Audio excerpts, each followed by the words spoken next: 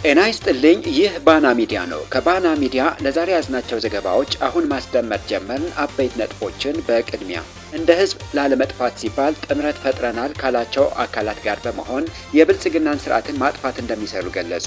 የአርሚ 33 አመራሮች በበኩላቸው የፌዴራል መንግስቱን የጦርነት ትንኮሳ ለመቀልበስና የትግራይን ህገ መንግስታዊ ግዛት ለመመለስ ዝግጁ መሆናቸው ገልጸዋል። በቀዳሚነት ይዘነዋል። ህዝባዊ ወያነ ሓርነት ትግራይ ህወሓት በኢትዮጵያ የአውሮፓ ህብረት ልዑካን ህወሓት ኢዩ ክልላዊ ምክር ቤት አቋቁሟልና የግዳጅ ውትድርና ምልመላ እያካሄደ ነው በማለት የሰነዘረውን ወቀሳ በማጣጣል ጠንካራ ምላሽ ሰጠ። ህወሓት ህዝቡን ከጥቃት ለመታደግ አስፈላጊውን እርምጃ ወስዳለሁ ብሏል። እንመለከተዋለን። የትግራይ ምክትል ፕሬዝዳንት አቶ አማኑኤል አሰፋ የምዕራባውያን እሴቶች የት አሉ በማለት የምዕራባውያኑ መግለጫ ነባራዊው እውነታ ፍትህና የህዝባችንን ታላቅ ስቃይ ወደ ጎን የተወ ነው ሲሉ ተችተዋል። እናስደምጣችኋለን። በትግራይ ወቅታዊ ሁኔታ ባህልና ማንነት ላይ ትኩረት አድርጋ የተሰራቸው ኤልዳ የተሰኘው ፊልም ስራ በታንዛኒያ ዛንዚባር በተካሄደው 29ኛው የዛንዚባር ዓለም አቀፍ የፊልም ፌስቲቫል አሸናፊ ሆነች የሚሉ ሌሎች ዜናዎች ይዘናል። አብራችሁን ቆዩ።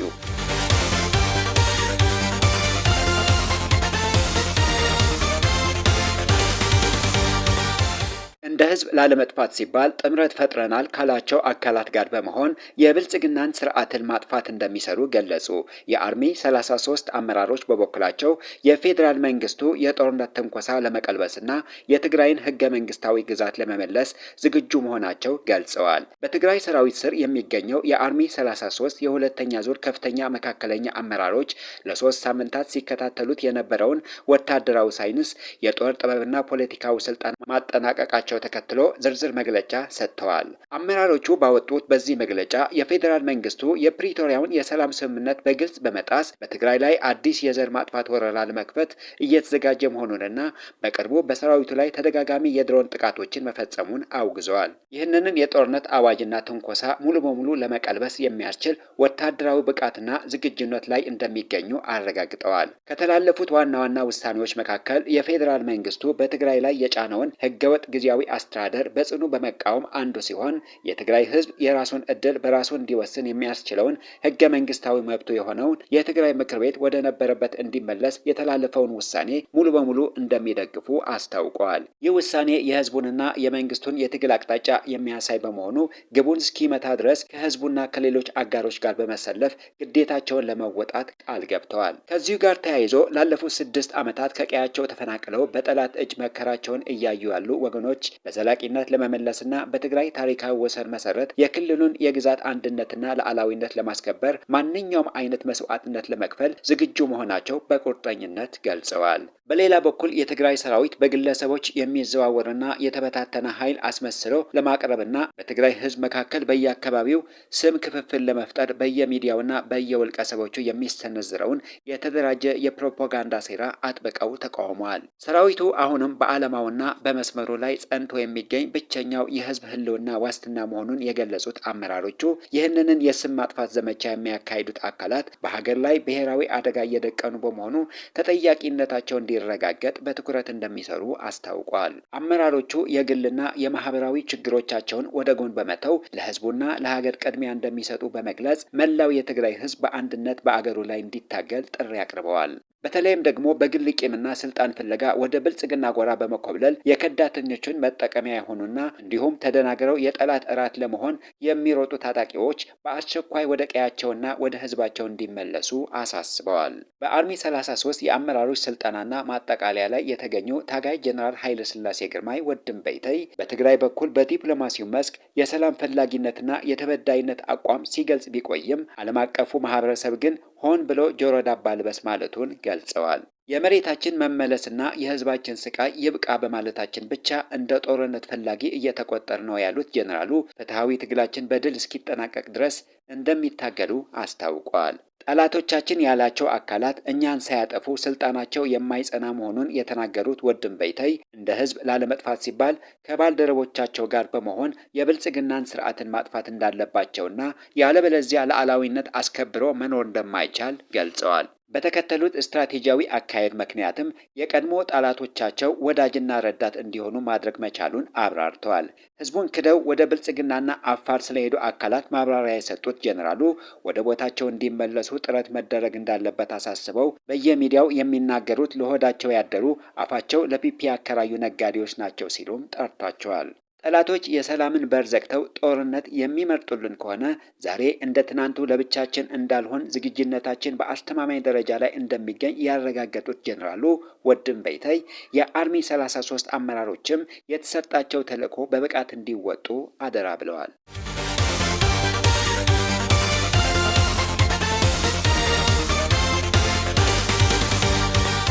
ህዝባዊ ወያነ ሓርነት ትግራይ ህወሓት በኢትዮጵያ የአውሮፓ ህብረት ልዑክ ህወሓት ትይዩ ክልላዊ ምክር ቤት አቋቁመዋልና የግዳጅ ውትድርና ምልመላ እያካሄደ ነው በማለት የሰነዘረውን ወቀሳ በማጣጣል ጠንካራ ምላሽ ሰጠ።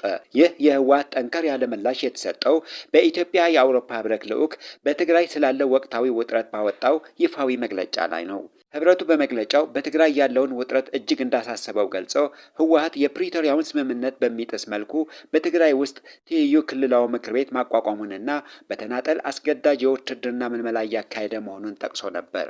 ህብረቱ በሁሉም ወገኖች በኩል የፕሪቶሪያውን ስምምነት በተግባር ላይ ለማዋል የሚደረጉ ንግግሮች በአስቸኳይ እንዲቀጥሉ የጠየቀ ሲሆን በአፍሪካ ህብረት ከፍተኛ ተወካይ በፕሬዝዳንት ኦሉሴጉን ኦባሳንጆ የሚመራውን የሽምግልና ጥረት ሙሉ በሙሉ እንደሚደግፍ አስታውቆ ነበር። ታዲያ ለዚህ ምላሽ የሰጠው ህዝባዊ ወያነ ሓርነት ትግራይ ህወሓት ትይዩ የክልል ምክር ቤት አቋቁመዋል መባሉን ሙሉ በሙሉ አስተባብለዋል። ትግራይ ክልል ህዝቡን የሚወክል ሌላ ምንም አይነት ምክር ቤት አለመኖሩን የገለጸው ህወሓት ቀደም ሲል በህዝቡ ተመርጦ የነበረውን የትግራይ ክልላዊ ምክር ቤት በቅርቡ ስራ መጀመሩን አስታውቀዋል።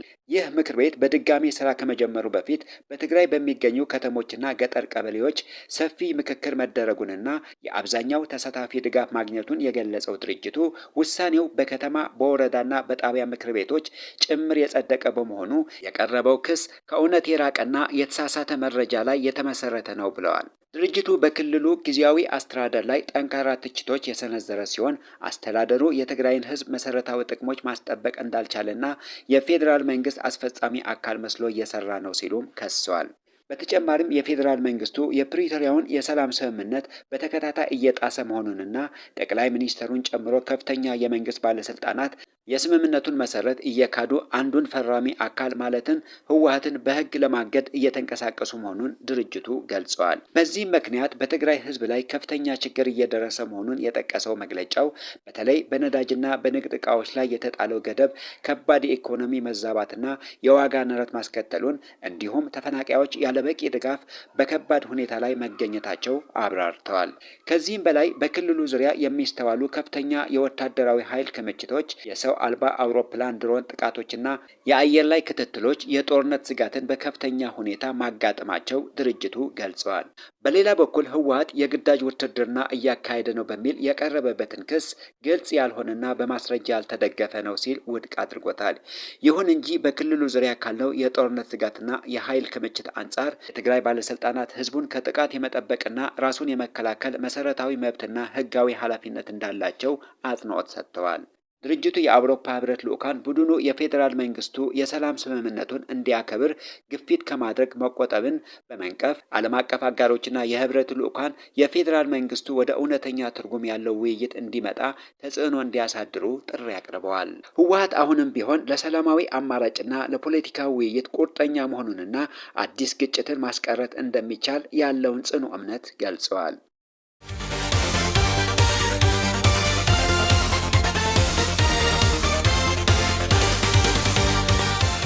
የትግራይ ምክትል ፕሬዝዳንት አቶ አማኑኤል አሰፋ የምዕራባውያን እሴቶች የት አሉ በማለት የምዕራባውያኑን መግለጫ ነባራዊው እውነት ፍትህና የህዝባችንን ታላቅ ስቃይ ወደ ጎን የተወ ነው ሲሉ ተችተውታል።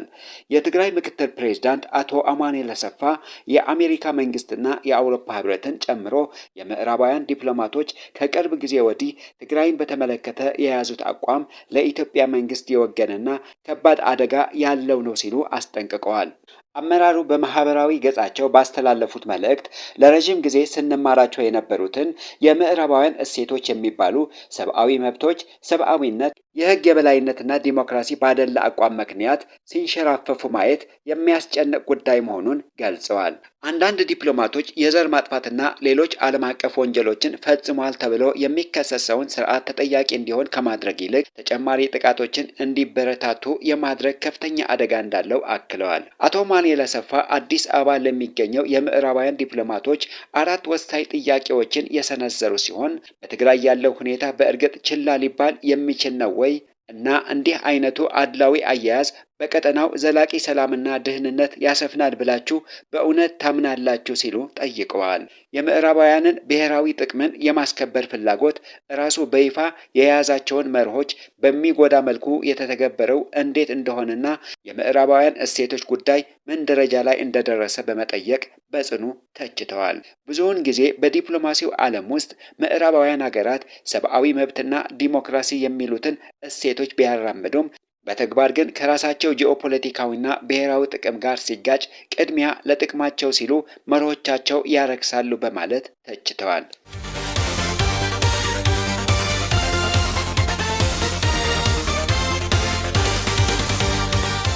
ከምዕራብ ትግራይ ተፈናቅለው በመቀለ ሰብዓ ካሬ በሚባል መጠለያ ጣቢያ የሚገኙ ተፈናቃዮች ለ6 ወራት ብቻ ተብለው በተሰራና በአሁኑ ወቅት በተቀደደ ድንኳን ውስጥ ለ6 ዓመታት ያህል በከባድ መከራ ለመኖር መገደዳቸው ገለጹ። ተፈናቃዮቹ ይህንን ምሬትና እረሮ ያሰሙት የትግራይ ክልል ምክር ቤት አፈ ጉባኤ ወይዘሮ ኪሮስ ሐጎስ የመሩት የልዑካን ቡድን በመጠለያ ጣቢያው ባደረገው ይፋዊ ጉብኝት ወቅት ነው። ያሉበትን አስከፊ ሁኔታ ያብራሩት ተፈናቃዮቹ ጊዜያዊ መጠለያቸው በንፋስና በዝናብ የተቦጫጨቀ በመሆኑም ለከፍተኛ እንግልት መዳረጋቸውና አልፎም ተርፎ በምሽት ከአካባቢው ጅቦች ጋር እየተጋፉ ለመኖር መገደዳቸውን በምሬት ተናግረዋል። በህዝቡ የተመረጠው የትግራይ ክልል መንግስት ወደ ስራ መመለሱን ተከትለው ወደ ቀድሞ መሬታቸውና ቀያቸው በፍጥነት ይመለሳሉ የሚል ትልቅ ተስፋ ሰንቀው እንደነበር ያስታወሱት ተፈናቃዮቹ ይሁን እንጂ እስካሁን ድረስ ምንም አይነት ትኩረት እንዳልተሰጣቸውና መፍትሄ ሳያገኙ መቅረታቸው ገልጸዋል።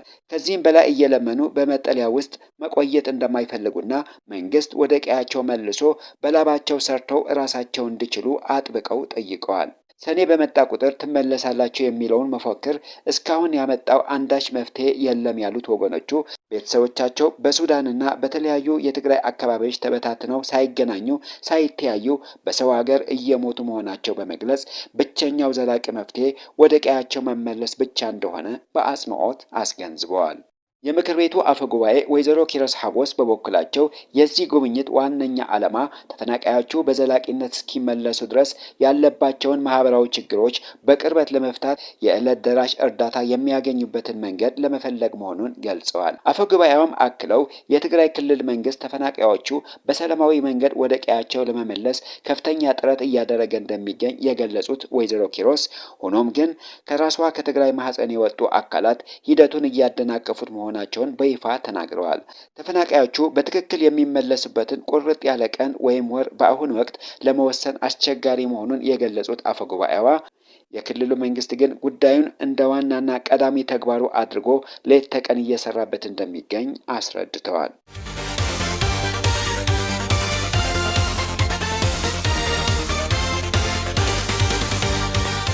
በትግራይ ወቅታዊ ሁኔታ ባህልና ማንነት ላይ ትኩረት አድርጋ የተሰራችው ኤልዳ የተሰኘው ፊልም ስራ በታንዛኒያ ዛንዚባር በተካሄደው 29ኛው የዛንዚባር ዓለም አቀፍ የፊልም ፌስቲቫል አሸናፊ ሆነች። ፊልሟ ከአጠቃላይ በአፍሪካ ከተመረጡ 20 ፊልሞች መካከል በአንደኝነት በመመረጥ ነው የኮከብነት ሽልማት ያገኘችው። ይህ በደራሲ ተክለ ገብረ ጻድቅ ተጽፎ በድምፃዊና ፕሮዲውሰር አልዓዛር አጽብሃ ወደ ፊልምነት የተቀየረው እንዲሁም በዳይሬክተር ደሳለኝ ባራሄ የተመራው የፊልም ስራ በፌስቲቫሉ ላይ የኢትዮጵያን በተለይም የትግራይን ስም በዓለም አቀፍ መድረክ ማስጠራት ችለዋል። በመድረኩ ላይ በመገኘት ሽልማቱን የተቀበለችውና በፊልሙ ላይ በዋና ተዋናይነት የተሳተፈችው አርቲስት ፍሮወይኒ ገብረትንሳኤ ጓልጋዕሲ በሰጠችው ቃል ፊልሟ በትግራይ ነባራዊ ሁኔታ ላይ ያተኮረችና የትግራይን ባህል ታሪክና ማንነት ለዓለም ያስተዋወቀች መሆኑን ገልጻለች። ከያኒ ፍሮወይኒ በፌስቲቫሉ ቆይታዋ የትግራይን ባህላዊ አልባሳት በመልበስና በማስተዋወቅ ለታደሙ እንግዶችና ለእጩ አጋዥ ዳኞች በትግርኛ በእንግሊዝኛና እንዲሁም በአረበኛ ቋንቋዎች ሰፊ ማብራሪያ ስትሰጥ መቆየቷን ተነግሯል። በፊልሙ ላይ ባሳየችው የላቀ የትወና ብቃት በዛንዚባር ዓለም አቀፍ እውቅና የተሰጣት ተዋናይት ፍሮወይኒ ገብረትንሳኤ ለዚህ ስኬት መብቃት የበኩላቸውን አስተዋጽኦ ላበረከቱት የፊልሙ ፕሮዳክሽን አባላት እንዲሁም ለወዳጅ ዘመዶቿ በሙሉ ያላትን ከፍ ያለ ምስጋና አቅርባለች።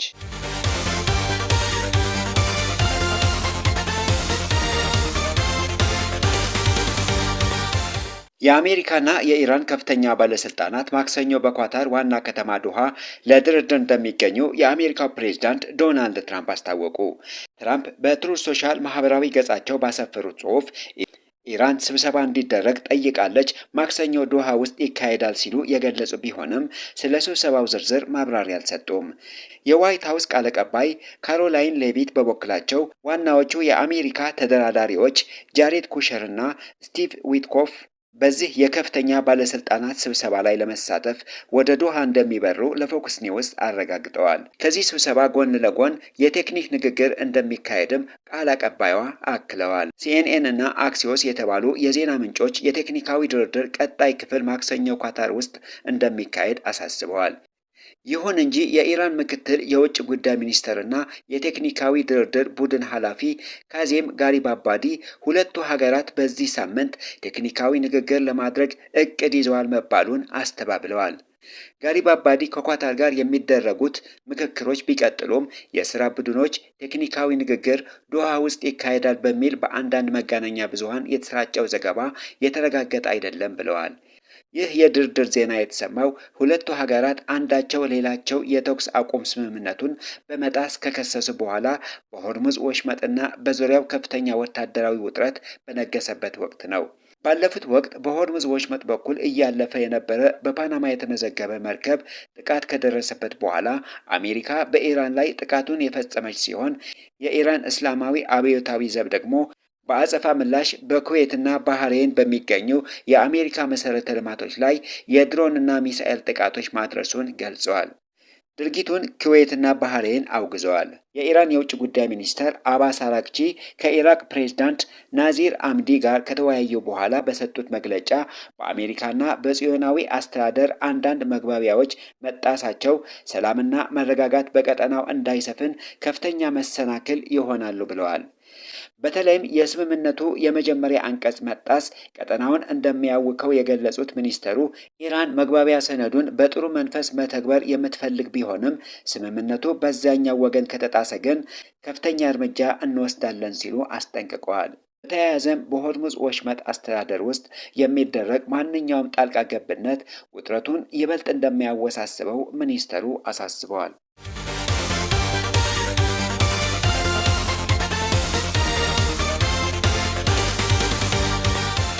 የተከበራችሁ የባና ሚዲያ ተከታታዮች ለዛሬ ያዝናቸው ዜናዎች እነዚህን ይመስሉ ነበር። ስለተከታተላችሁን ከልብ እናመሰግናለን። መረጃዎቻችን ለሌሎችም እንዲደርሱ ቪዲዮውን ላይክ እና ሼር ማድረጋችሁ እንዳትረሱ። ለቻናላችን አዲስ የሆናችሁ ደግሞ ሰብስክራይብ በማድረግ የቤተሰባችን አካል ይሁኑ።